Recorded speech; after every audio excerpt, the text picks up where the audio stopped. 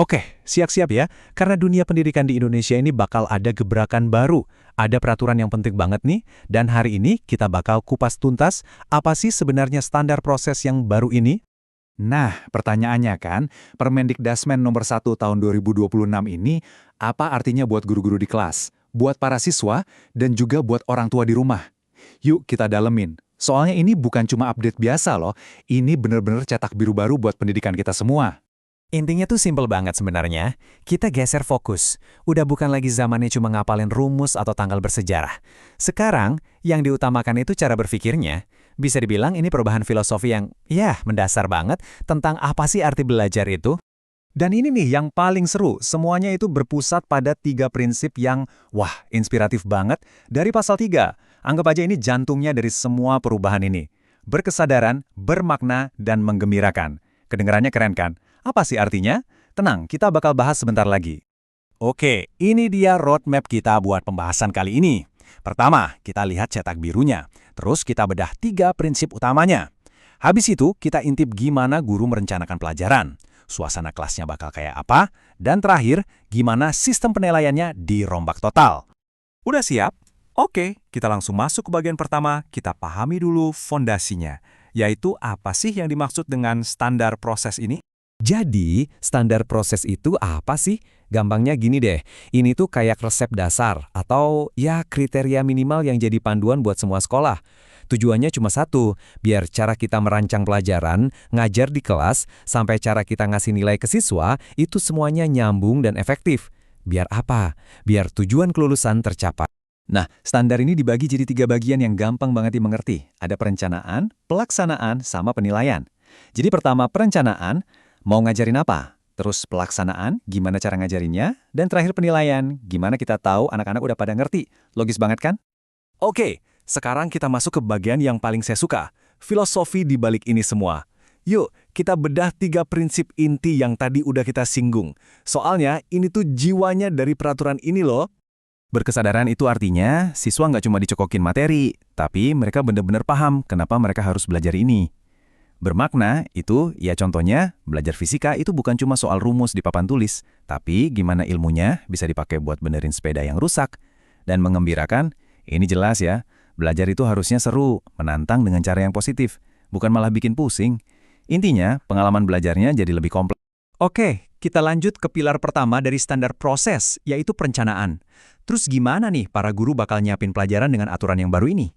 Jadi, di pasal 4 itu, dibilang sekarang setiap guru pas bikin RPP atau rencana pelajaran, wajib bisa jawab 3 pertanyaan ini. 1. Tujuan belajarnya apa? 2. Gimana caranya siswa bisa nyampe ke tujuan itu? 3. Gimana kita tahu mereka udah berhasil? Nah, ini bikin setiap pelajaran jadi jauh lebih fokus dan terarah. Dari perencanaan, sekarang kita geser ke pilar kedua, yang bisa dibilang paling kelihatan nanti efeknya, pelaksanaan. Jadi kira-kira suasana kelas itu bakal kayak gimana ya? Coba deh bayangin, menurut pasal 9, kelas yang ideal itu yang hidup, yang isinya interaksi, inspirasi, dan pastinya seru. Siswa nggak cuma diem dengerin, tapi didorong buat aktif, dikasih ruang buat kreatif, buat nyoba hal-hal baru. Wah, beda banget sama kelas yang monoton kan? Dan ini nih poin kuncinya, peran guru juga berubah total. Guru itu bukan lagi satu-satunya mbah Google di kelas. Di pasal 9 ditekankan, peran guru sekarang itu jadi 3. Sebagai teladan, sebagai pendamping, dan sebagai fasilitator. Tugasnya, ya ngebantu siswa nemuin sendiri jalan belajarnya. Ini pergeseran yang masif loh. Pada akhirnya, semua kegiatan di kelas itu muaranya ke 3 hal ini buat siswa. Mereka harus bisa memahami konsepnya, bukan cuma hafal. Terus, mereka harus bisa mengaplikasikan ilmunya di kehidupan sehari-hari, dan yang gak kalah penting, mereka diajak buat merefleksikan. Oh, tadi aku belajar apa ya? Apa yang masih kurang? Gitu. Oke, kita sampai di pilar terakhir. Dan ini bakal mengubah banyak hal. Penilaian. Coba buang jauh-jauh bayangan ujian yang bikin deg-degan, karena di peraturan ini, penilaian itu dilihat sebagai kerja tim. Sebagai proses kolaborasi buat jadi lebih baik. Dan yang unik, titik mulainya itu dari mana? Dari gurunya sendiri. Jadi di pasal 15 itu dibilang, sebelum menilai murid, guru itu harus refleksi diri dulu. Cara ngajar saya tadi udah oke belum ya? Apa yang perlu saya perbaiki besok? Keren kan? Mulainya dari introspeksi. Tapi nggak berhenti di situ. Ini bukan cuma soal guru ngaca sendiri. Pasal 16 membuka pintu lebar-lebar buat kolaborasi. Penilaian itu jadi tanggung jawab bareng-bareng, melibatkan siapa aja. Ada sesama guru, ada kepala sekolah, dan ini yang paling keren, melibatkan siswanya sendiri. Jadi kayak dapat masukan dari semua arah, 360 derajat. Dan tujuannya jelas buat masing-masing pihak. Sesama guru saling kasih masukan, biar sama-sama berkembang. Kepala sekolah ngasih feedback yang membangun. Nah, pas siswa dilibatkan, ini ngajarin mereka soal tanggung jawab dan mandiri. Ujung-ujungnya satu, biar proses belajar jadi lebih baik lagi, terus-menerus. Jadi kalau kita tarik benang merahnya, peraturan ini tuh bukan sekedar tumpukan kertas berisi aturan. Ini adalah usaha buat membangun sebuah ekosistem belajar yang benar-benar hidup. Sebuah lingkungan di mana guru, siswa, kepala sekolah, semuanya jadi pemain aktif yang saling dukung.